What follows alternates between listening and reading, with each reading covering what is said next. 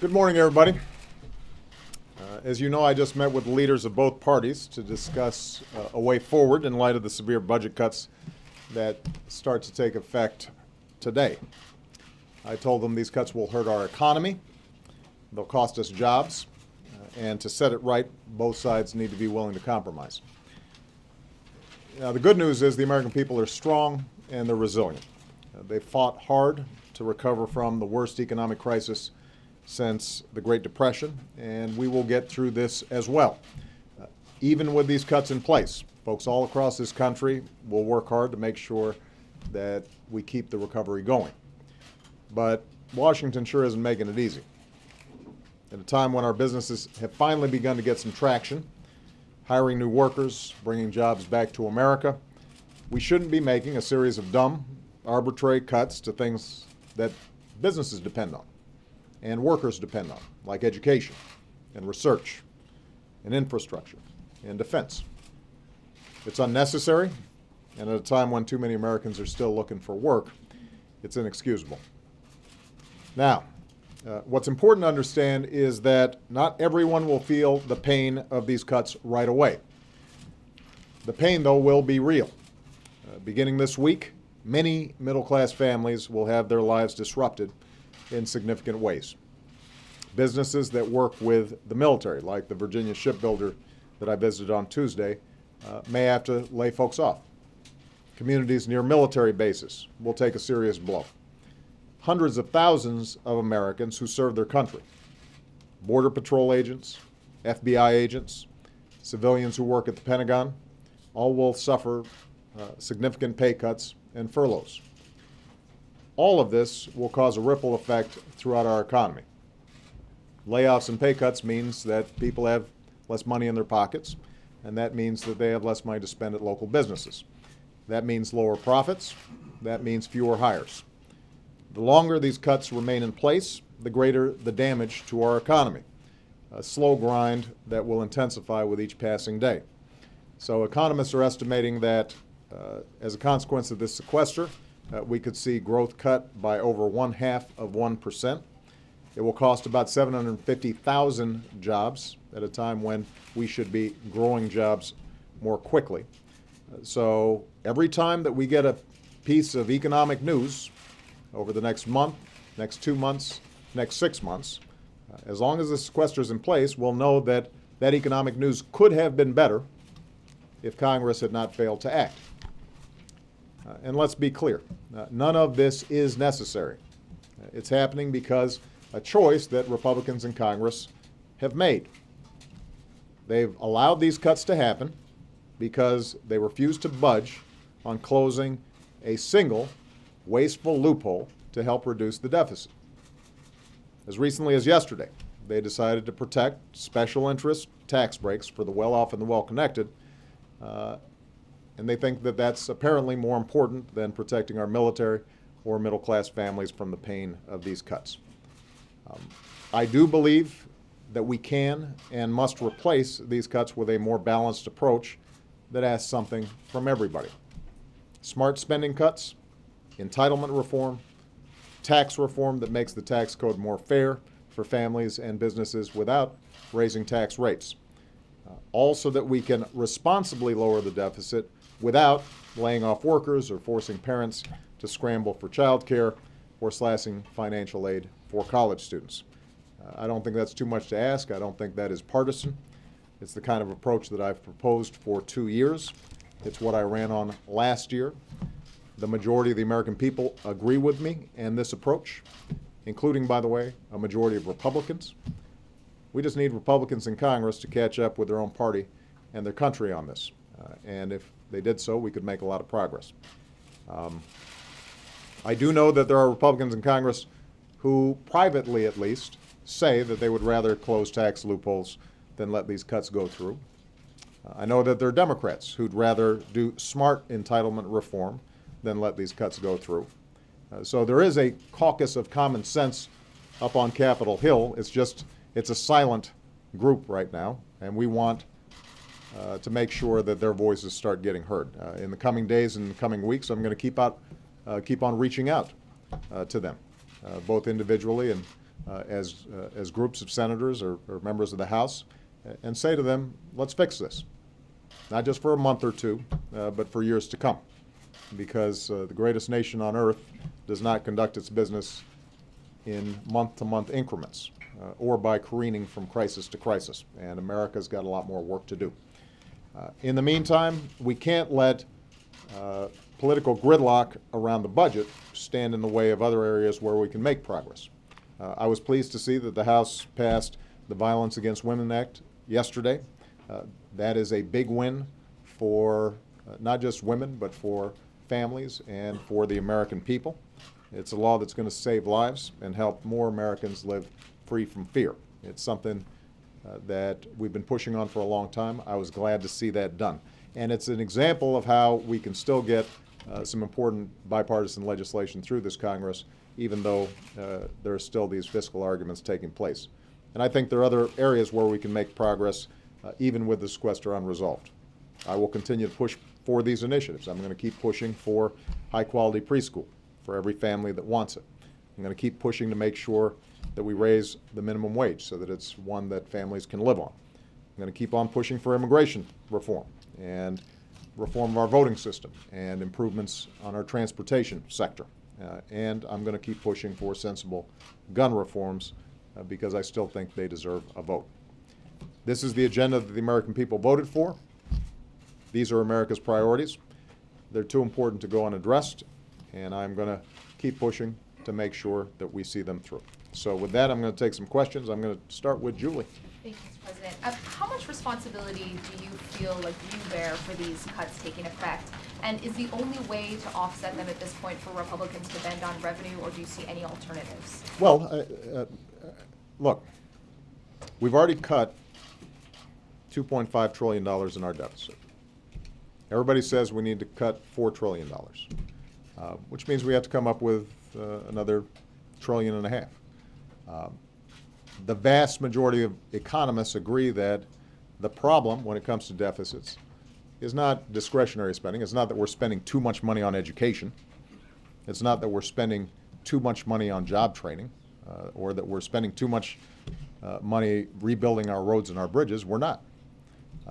The problem that we have is a long-term problem in terms of our health care costs and programs like Medicare.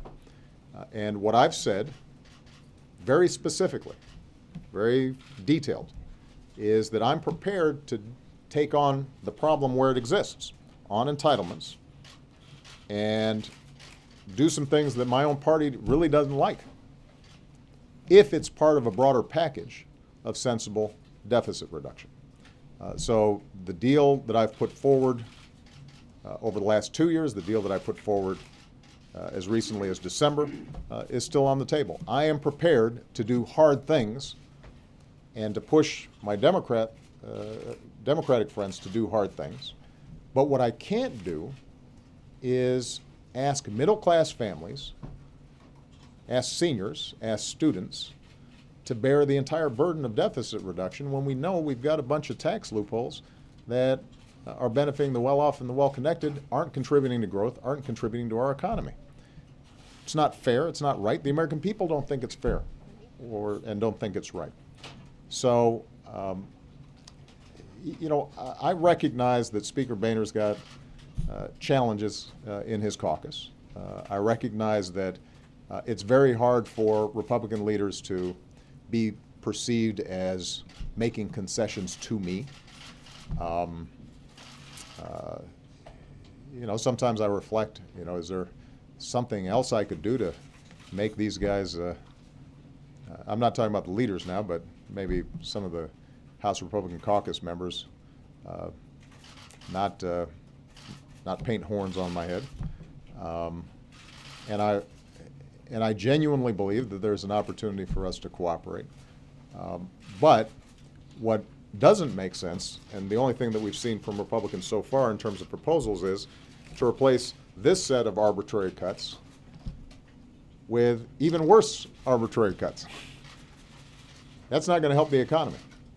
That's not going to help growth. That's not going to create jobs. And as a number of economists have noted, ironically, it doesn't even reduce our deficit in the smartest way possible or the fastest way possible. So in terms of going forward, my hope is that after some reflection, as members of Congress start hearing from constituents who are being negatively impacted, as we start seeing the impact that the sequester is having, that they step back and say, all right, is there a way for us to move forward on a package of entitlement reforms, tax reform, not raising tax rates, identifying programs that don't work, coming up with a plan that's comprehensive and that makes sense. And it may take a couple of weeks, it may take a couple of months, but I'm just going to keep on pushing on it. And my view is that ultimately common sense prevails. But what is true right now is that the Republicans have made a choice that maintaining an ironclad rule that we will not accept an extra dime's worth of revenue makes it very difficult for us to get any larger comprehensive deal. And that's a choice they're making. They're saying that it's more important to preserve these tax loopholes than it is to prevent these arbitrary cuts. What's interesting is Speaker Boehner just a couple months ago identified these tax loopholes and tax breaks and said we should close them and raise revenue. So it's not as if it's not possible to do. They themselves have suggested that it's possible to do. And if they believe that, in fact, these tax loopholes and these tax breaks for the well-off and the well-connected aren't contributing to growth, aren't good for our economy, aren't particularly fair, and can raise revenue, well, why don't we get started? Why don't we do that? It may be that because of the politics within the Republican Party, they can't do it right now. I understand that. My hope is that they can do it later. And I just want to repeat, Julie, because I think it's very important to understand. It's not as if Democrats aren't being asked to do anything either, to compromise. I mean, there are members of my party who violently disagree with the notion that we should do anything on Medicare. And I'm willing to say to them, I disagree with you, because I want to preserve Medicare for the long haul. And we're going to have some tough politics within my party to get this done. This is not a situation where I'm only asking for concessions from Republicans and asking nothing from Democrats. I'm saying that everybody's going to have to do something. And the one key to this whole thing is trying to make sure we keep in mind who we're here for. We are not here for ourselves. We're not here for our parties. We're not here to advance our electoral prospects. We're here for American families who have been getting battered pretty good over the last 4 years, are just starting to see the economy improve. Businesses are just starting to see some confidence coming back. This is not a win for anybody. This is a loss for the American people. And again, if we step back and just remind ourselves what it is we're supposed to be doing here, then hopefully common sense will out in the end. It sounds like you're saying that this is a Republican problem and not one that you bear any responsibility for. Well, Julie, give me an example of what I might do. Just trying to clarify your Well, no, but I'm trying to clarify the question. What I'm suggesting is I've put forward a plan that calls for serious spending cuts, serious entitlement reforms, goes right at the problem that is at the heart of our long-term deficit problem. I've offered negotiations around that kind of balanced approach. And so far we've gotten rebuffed because what Speaker Boehner and the Republicans have said is we cannot do any revenue. We can't do a dime's worth of revenue. So what more do you think I should do? Okay, I just want to clarify. Because if people have a suggestion, I'm happy to. This is a room full of smart. This is a room full of smart folks. So, all right, Zach Goldfarb. Mr. President, the next focal point seems to be the continuing resolution that's funding the government at the end of the month, that expires at the end of the month. Would you sign a CR that continues the sequester but continues to fund the government? And in a related point, have you truly reached the limits of your persuasive power? Is there any other leverage you have to convince the Republicans, convince folks that this isn't the way to go? Well, I'd like to think I've still got some persuasive power left. Let me check. Look, the issue is not my persuasive power. The American people agree with my approach. They agree that we should have a balanced approach to deficit reduction. The question is, can the American people help persuade their members of Congress to do the right thing? And I have a lot of confidence that over time, if the American people express their displeasure about how something's working, that eventually Congress responds. Sometimes there's a little gap between what the American people think and what Congress thinks, but eventually Congress catches up. With respect to the budget and keeping the government open, for our viewing audience to make sure that we're not talking in Washington gobbledygook. What's called the continuing resolution, which is essentially just an extension of last year's budget into this year's budget, to make sure that basic government functions continue. I think it's the right thing to do to make sure that we don't have a government shutdown. And that's preventable. We have a Budget Control Act, right? We agreed to a certain amount of money that was going to be spent each year and certain funding levels for our military, our education system, and so forth. If we stick to that deal, then I will be supportive of us sticking to that deal. It's a deal that I made. The sequester are additional cuts on top of that, and by law, until Congress takes the sequester away, we'd have to abide by those additional cuts. But there's no reason why we should have another crisis by shutting the government down in addition to these arbitrary spending cuts. Just to make 100% clear, you'd sign a budget that continues to fund the government even at the lower levels of the sequester, even if you don't prefer to do that. Zach, I never want to make myself 100% clear with you guys, but I think it's fair to say that I made a deal for a certain budget, certain numbers. There's no reason why that deal needs to be reopened. It was a deal that Speaker Boehner made as well, and all the leadership made. And if the bill that arrives on my desk is reflective of the commitments that we previously made, then obviously I would sign it because I want to make sure that we keep on doing what we need to do for the American people. Jessica. Mr. President, to your question, what could you do? First of all, couldn't you just have them down here and refuse to let them leave the room until you have a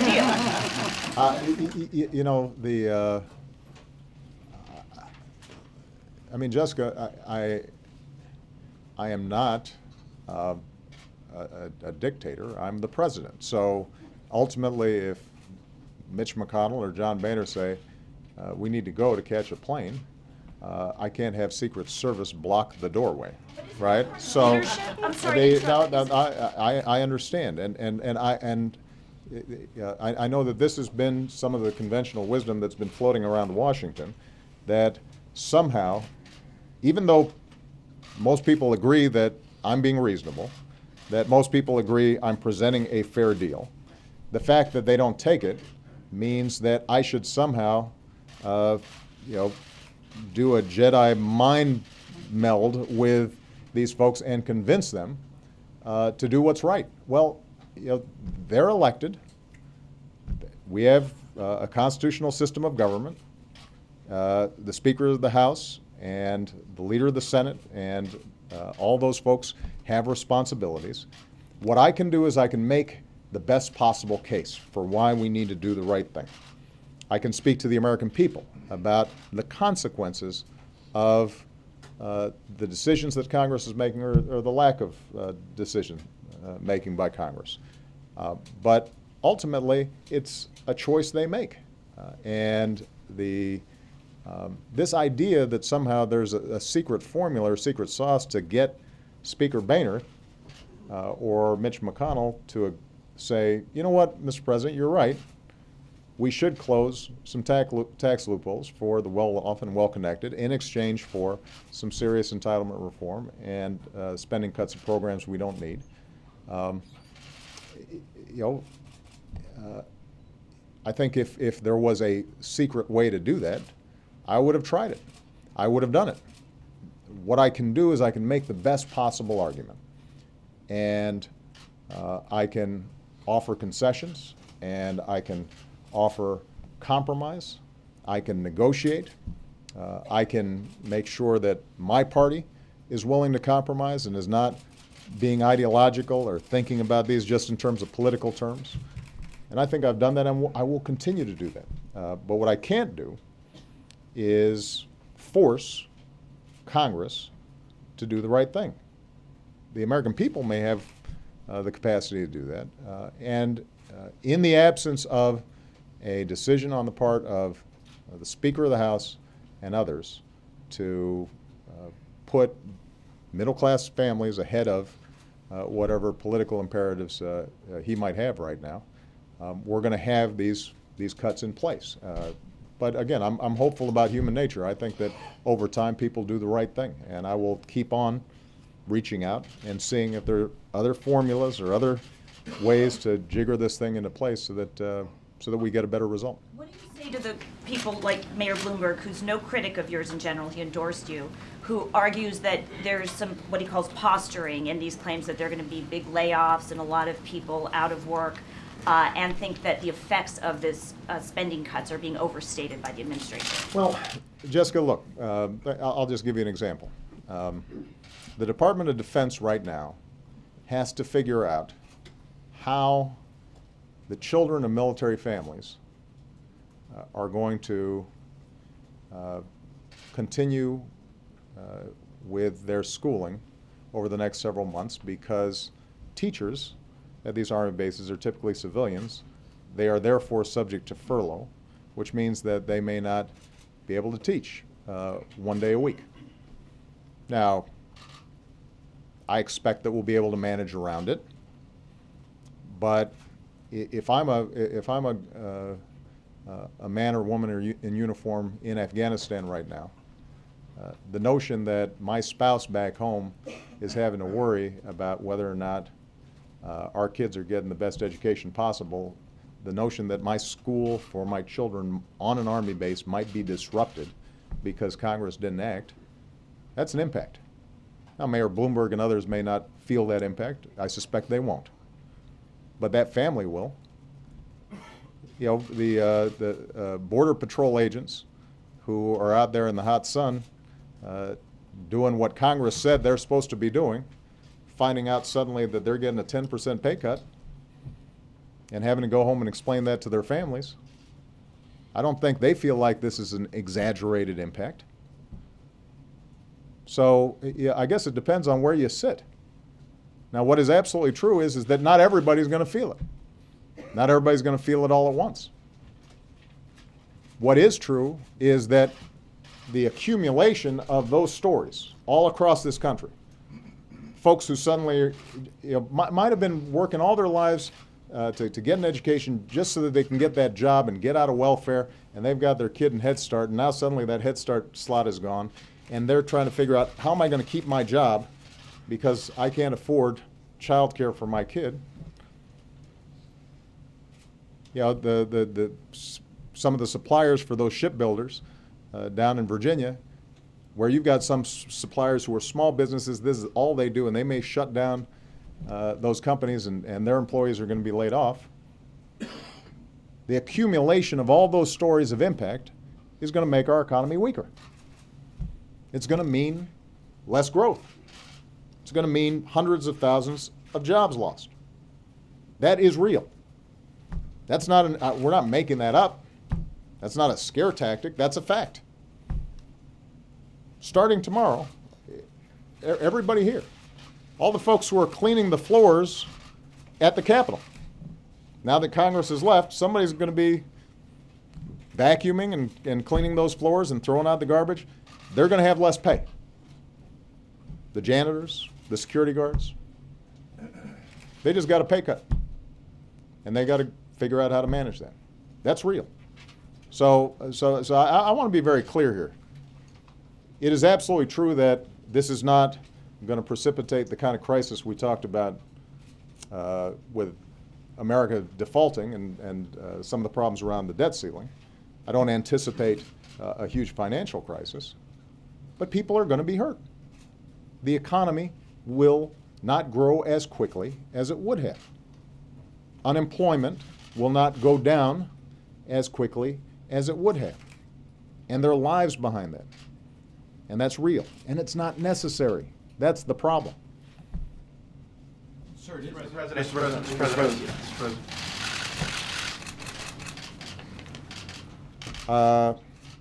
Christy Parson. Hi, thank you. Hey, Christy.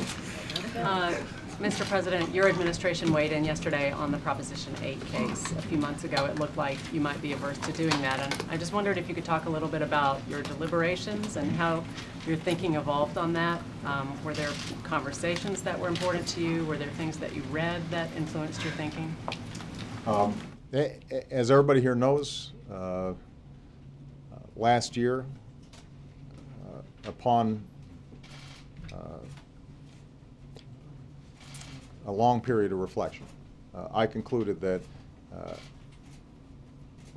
we cannot discriminate against same-sex couples when it comes to marriage.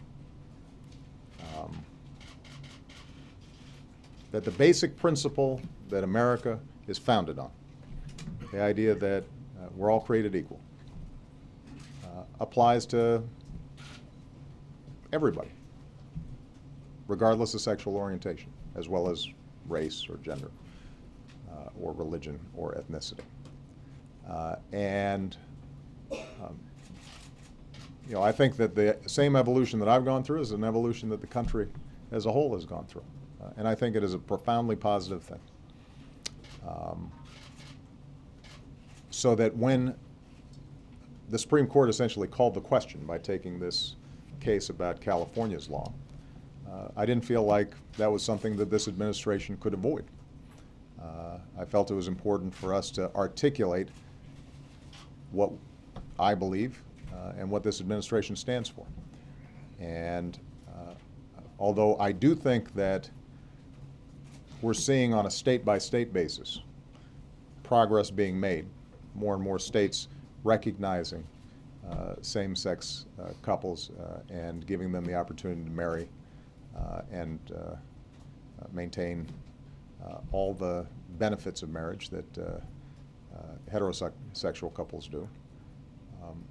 When the Supreme Court asks, do you think that the California law, which doesn't provide any rationale for discriminating against same-sex couples other than just the notion that, well, they're same-sex couples, if the Supreme Court asks me, or my Attorney General or a Solicitor General, do we think that meets constitutional muster, I felt it was important for us to answer that question honestly, and the answer is no. Well, and given the fact that you do hold that position about gay marriage, I wonder if you thought about just, once you made the decision to weigh in, why not just argue that marriage is a right that should be available to all people of this country? Well, that's an argument that I've made personally. The Solicitor General, in his institutional role going before the Supreme Court, is obliged to answer the specific question before them. And the specific question presented before the court right now is whether Prop 8 and the California law is unconstitutional. And what we've done is we've put forward a basic principle, which is which applies to all equal protection cases. Whenever a particular group is being discriminated against, the court asks the question, what's the rationale for this, and it better be a good reason. And if you don't have a good reason, we're going to strike it down. And what we've said is that same-sex couples are a group, a class that deserves heightened scrutiny, that the Supreme Court needs to ask the state why it's doing it, and if the state doesn't have a good reason, it should be struck down. That's the core principle as applied to this case. Now, what the court may decide that if it doesn't apply in this case, it probably can't apply in any case. There's no good reason for it. That's, if I were on the court, that'd probably be the view that I'd put forward. But I'm not a judge, I'm the president. So the basic principle, though, is let's treat everybody fairly.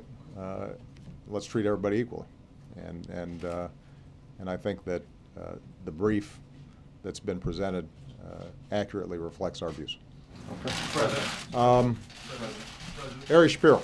Thank you, Mr. President. You said a few minutes ago, and you've said repeatedly, that the country has to stop careening from crisis to crisis. Right. So with a few crises behind us and a few more crises ahead of us, Yeah. taking a step back from this specific debate over the sequester, how, as the leader of this country, do you plan to stop the country from careening from crisis to crisis? Well, a couple of things. Number one is to make sure that we keep making progress wherever we can on things that are important to middle-class Americans and those who are fighting to get into the middle class. So if you set aside budget fights for a second, we've been able to get now the Violence Against Women's Act done. The conversations that are taking place on a bipartisan basis around immigration reform are moving forward. We've seen great interest in a bipartisan fashion around how we can continue to improve our education system, including around early childhood education. There have been constructive discussions around how do we reduce gun violence. And what I'm going to keep on trying to do is to make sure that we push on those things that are important to families. And we won't get everything done all at once, but we can get a lot done. So that's point number one. With respect to the budget,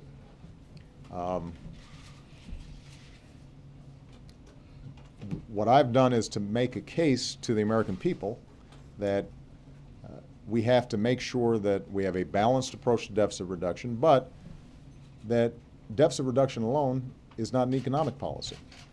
And part of the challenge that we've had here is that not only Congress, but I think Washington generally, spends all its time talking about deficits and doesn't spend a lot of time talking about how do we create jobs. So I want to make sure that we're talking about both.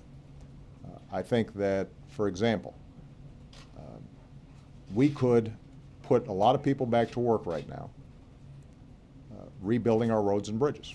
And this is deferred maintenance. We know we're going to have to do it. And I went to a bridge that connects Mitch McConnell's state to John Boehner's state, and it was a rotten bridge, and everybody knows it. And I'll bet they really want to see that improved. Well, how do we do it? Let's have a conversation about it. That will create jobs. It'll be good for businesses, reduce commuter times, improve commuter safety. That has to be part of this conversation, not just this constant argument about cutting and spending. So I guess my point is, Ari, that what I want to try to do is to make sure that we're constantly focused, that our true north is on how are we helping American families succeed. Deficit reduction is part of that agenda, and an important part, but it's not the only part. And I don't want us to be paralyzed on everything just because we disagree on this one thing. And as I already said to Jessica, what I'm also hoping is that over time, perhaps after Republicans step back and maybe they can say, you know what, we stuck tough on the sequester and this makes us feel good, and the Republican caucus is in a better mood when they come back. Maybe then we can have a more serious discussion about what the real problems on deficit and deficit reduction are. And the good thing about America is that we sometimes we get through to these bottlenecks and we get stuck, and you have these sharp partisan fights, but the American people pretty steadily are common sense and practical, and eventually that common sense, practical approach wins out. And I think that's what will happen here as well. And in the meantime, just to make the final point about the sequester, we will get through this. This is not going to be a apocalypse, I think, as some people have said. It's just dumb, and it's going to hurt. It's going to hurt individual people, and it's going to hurt the economy overall. But if Congress comes to its senses a week from now, a month from now, 3 months from now, then there's a lot of open running room there for us to grow our economy much more quickly and to advance the agenda of the American people dramatically. And so, you know, this is a temporary stop on what I believe is the long-term outstanding prospect for American growth and greatness. All right? Thank you very much, everybody.